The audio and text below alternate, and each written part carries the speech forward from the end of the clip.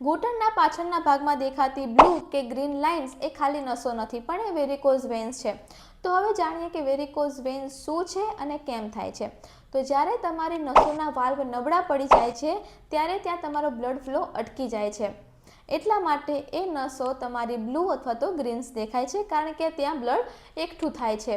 હવે લાંબા ટાઈમ સુધી વેરિકોઝ વેન્સ રહે તો એ ભાગમાં તમને દુખાવો થાય છે, સોજા આવે છે, પછી ગોટલા બાજી ગયા હોય એવું લાગે છે, અને ઘણીવાર ત્યાં ચાંદુ પણ પડે છે, પણ એ ચાંદુ જલ્દી રૂઝાતું નથી. કેમ? કારણ કે ત્યાં બ્લડ ફ્લો અટકી જાય છે એટલા માટે. તો હવે વેરિકોઝ વેન્સ કયા લોકોમાં વધારે જોવા મળે છે? તો પહેલી વાત કરીએ તો એ લોકોને કે જે લોકોને લાંબા ટાઈમ સુધી ઊભા રહેવાનું આવે છે, સતત ઊભા રહેવાનું આવે છે. અને બીજું કે જે લોકોને બોડી ફેટ વધારે હોય છે, કારણ કે એ લોકો એક્સરસાઇઝ કરતા નથી હોતા.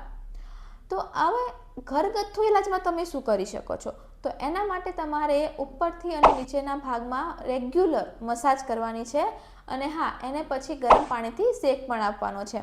અને બીજું એ છે કે જ્યારે તમે સૂવા જાઓ છો ત્યારે એ ભાગને તમારે તકિયા વડે ઉપર રાખવાનો છે. તો જો માહિતી ગમી હોય તો લાઇક એન્ડ શેર કરો, અને અમારી ચેનલને સબસ્ક્રાઈબ કરો. Thank you.